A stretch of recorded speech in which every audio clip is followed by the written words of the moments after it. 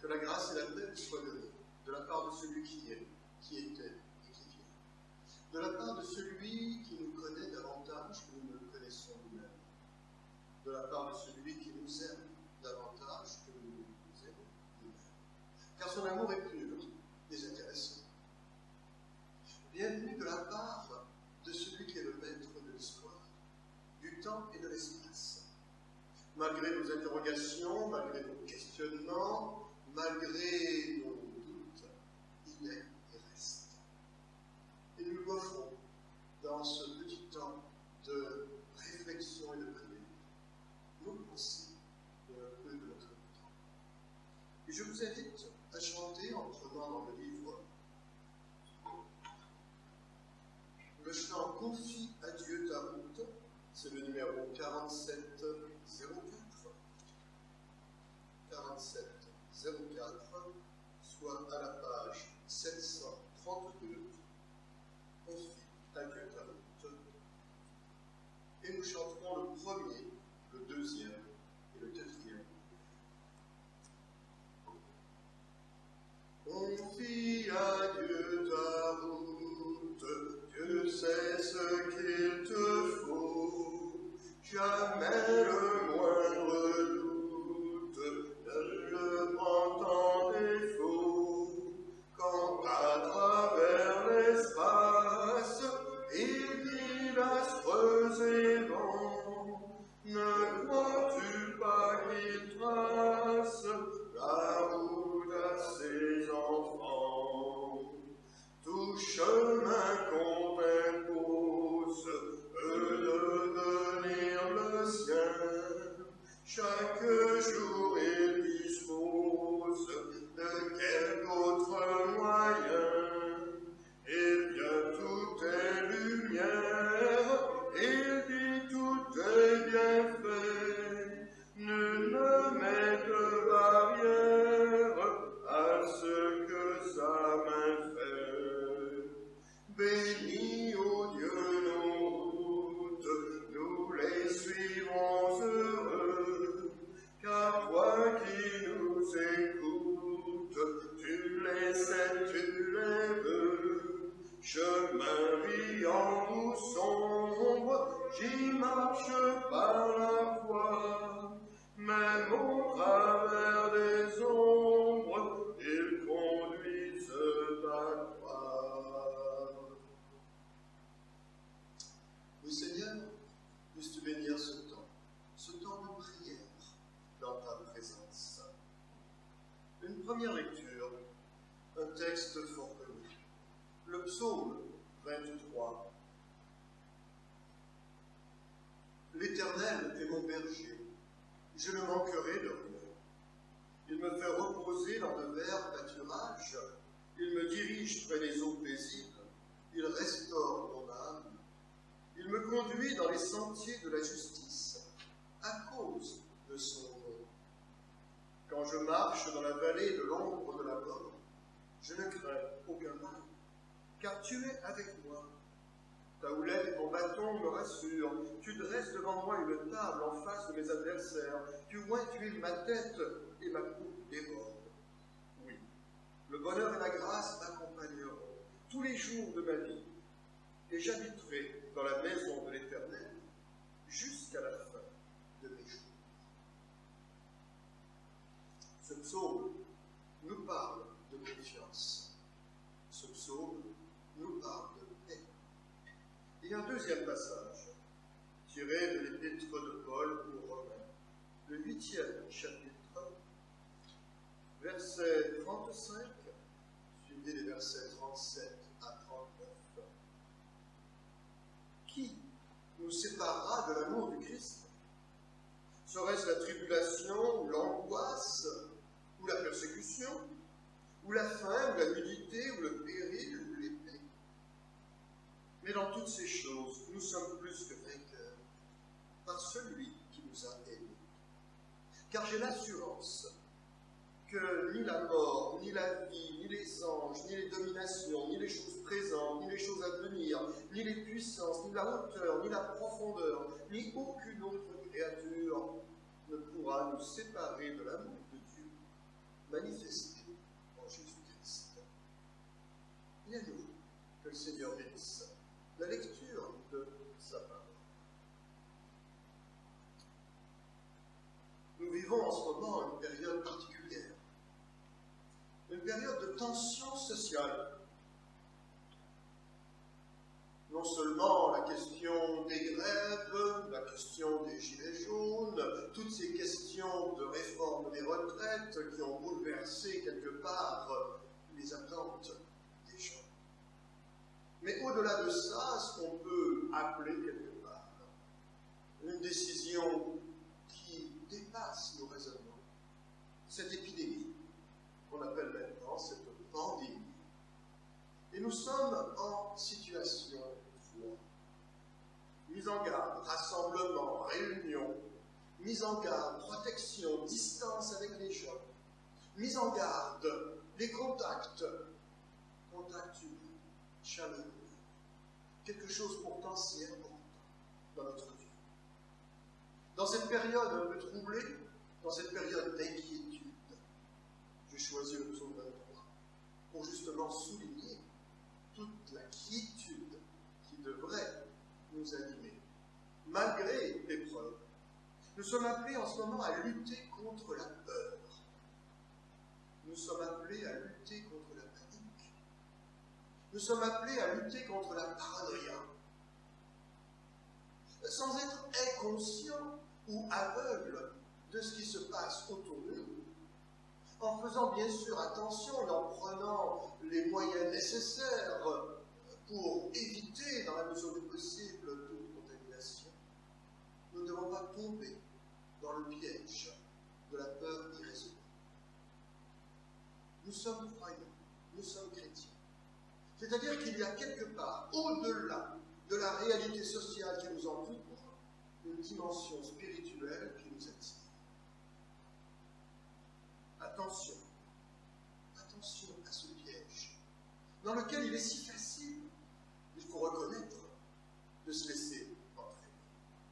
Je rappelle les premiers versets de ce psaume 23, qui débutait ainsi: L'Éternel est mon berger, je ne manquerai de rien. Inutile de paniquer, de courir dans les épiceries pour dévaliser tous les rayons qu'il peut y avoir. Petite anecdote. Une de mes filles qui est au Québec, à qui je parlais il y a 2 jours de cela, me disait que suite aux annonces du gouvernement québécois de fermer les écoles, tout cela, il y a eu un vent de panique sur le papier de toilette. Tout s'est vidé. Pourquoi le papier de toilette? Est-ce une denrée fondamentale, essentielle à notre existence? Elle n'en venait pas, elle faisait ça au téléphone, à moitié à tout de rire. Ça s'est vidé de partout. Quelque part, une rumeur a circulé, comme quoi les approvisionnements, comme quoi, bon, je ne sais trop. L'Éternel est mon berger, je ne manquerai de rien. Il me fait reposer dans de verts pâturages. Il me dirige près des eaux paisibles. Ce repos dans la présence de Dieu. Il restaure mon âme. Il me conduit dans les sentiers de la justice à cause de son nom. Dans cette période tendue, attention également à tous ces prédicateurs de l'Apocalypse qui arrivent en pointant du doigt, en disant « Ah, il était pourtant écrit, on vous l'avait pourtant bien dit », citant les textes où il est fait mention d'épidémies, de mortalité énorme et de drames. Ils se font des gorges chaudes de pouvoir cultiver à nouveau cette peur au nom du christianisme dans ce cas-là. Je rappelle que lorsqu'il y a eu l'épidémie du SRAS, que lorsqu'il y a eu les vagues d'Ebola, ces mêmes prédicateurs de l'Apocalypse pointaient également ces mêmes textes, ces mêmes versets. On vous l'avait pourtant bien dit. Je rappelle que lorsqu'il y a eu, il y a quelques décennies de cela, la grippe espagnole, les mêmes prédicateurs d'Apocalypse pointaient cela en disant « On vous l'avait pourtant bien dit ». Je rappelle que lorsqu'il y a eu la grande peste, il y a plusieurs siècles de cela, les mêmes prédicateurs de l'Apocalypse arrivaient en disant « On vous l'avait bien dit ». Et en fait, à chaque fois qu'il y a eu un fléau sur notre terre, ces mêmes prédicateurs de l'Apocalypse arrivaient en disant « On vous l'avait bien dit ». Mettons-nous dans la peau de ces chrétiens du 1er siècle, à qui ce livre de l'Apocalypse était destiné, dédié. Eux vivaient l'oppression. Eux vivaient la persécution. Eux vivaient des famines régulières. Eux vivaient des maladies régulières. Eux vivaient avec une crainte qui pouvait être là. Et pourtant, au travers de ce livre de l'Apocalypse, je souligne deux choses. Un, c'est qu'il est bien mentionné que c'est pour leur foi qu'ils étaient ainsi éprouvés. Et que deux, le groupe de mots le plus fréquent qu'on retrouve dans ce livre, c'est « Réjouissez-vous, ayez confiance, soyez dans l'allégresse ». Non pas se réjouir d'un malheur qui arrive, mais se réjouir de la victoire du bien sur le mal. De se réjouir que l'amour sera toujours plus fort que la mort. Se réjouir que l'espérance vaincra. Réjouissez. Dans ce psaume 23, les versets qu'on suit. Quand je marche dans la vallée de l'ombre de la mort, je ne crains aucun mal, car tu es avec moi. Quoi qu'il arrive, quoi qu'il se passe, tu es et restes avec moi.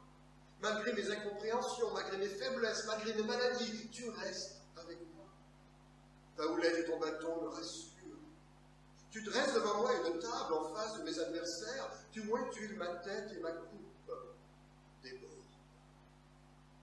Cette coupe, symbole de joie dans l'Ancien Testament.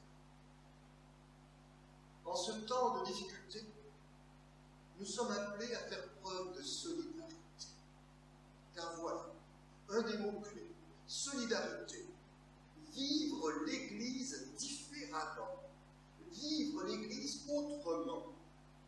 Il y a quelque temps de cela, j'assistais dans une église en Suisse, et un culte, et le pasteur, au début, saluait les gens en disant « Bonjour, Église !»« Salut, Église !» De la même façon qu'on pouvait dire à une époque, dans les regroupements communistes, « Salut, camarades !»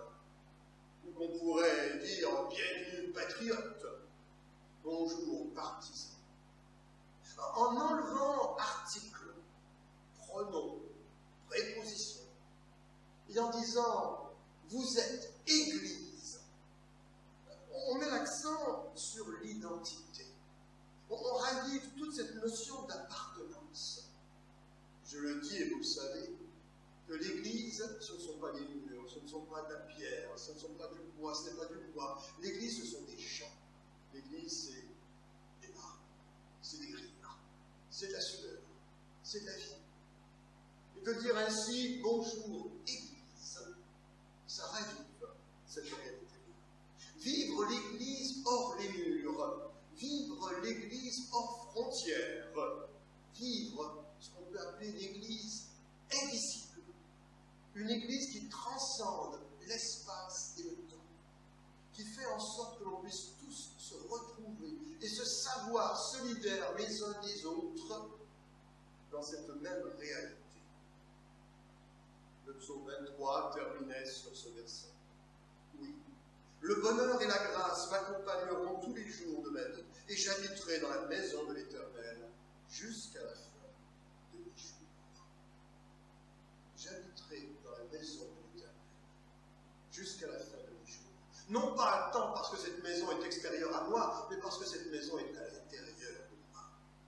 De la même façon qu'elle est à l'intérieur de chacun de nous. Et c'est ensemble, dans cette prise de conscience collective, que se vit l'Église. Solidarité envers les personnes âgées, nécessité de les accompagner. Solidarité envers les malades, nécessité d'être fortifié, d'être relevé, de ne pas se sentir seul, solidarité envers les personnes isolées, solidarité envers les démunis, solidarité. C'est l'un des mots d'ordre qui pourrait nous aider. Ce psaume 23 parlait de confiance et de paix. Nous sommes appelés à vivre dans la confiance et dans la paix. Et je vous invite à chanter. Béni soit le lien. C'est le numéro 36 15. Numéro 36 15. Béni soit le lien.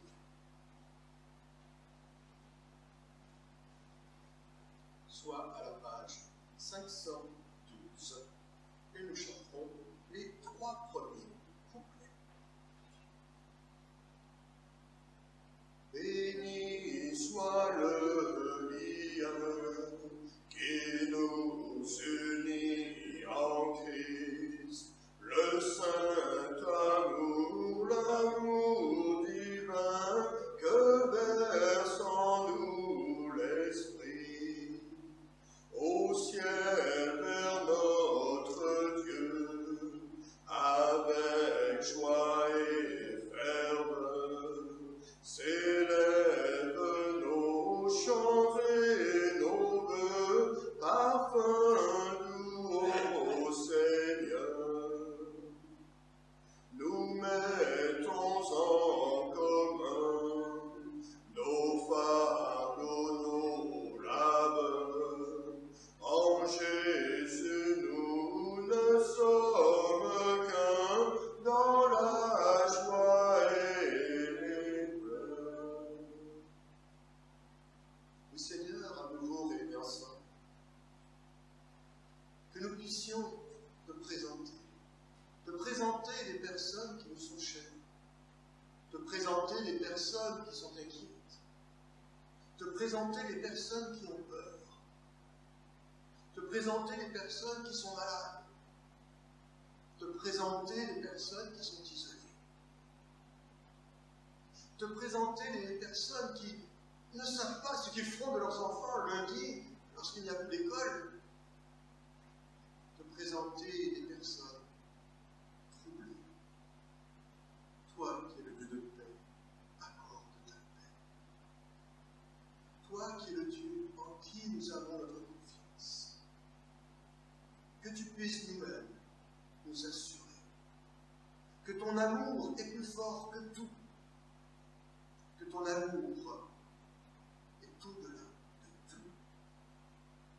Et dans la limite de nos paroles, cette prière unité. Notre Père qui es aux cieux, que ton nom soit sanctifié, que ton règne vienne, que ta volonté soit faite sur la terre comme au ciel.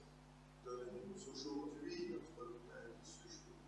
Pardonne-nous nos offenses, comme nous pardonnons aussi à ceux qui nous ont offensés. Et ne nous laisse pas entrer en tentation, mais délivre-nous, car c'est à toi qu'appartient le règne, la puissance et l'honneur pour les siècles des siècles.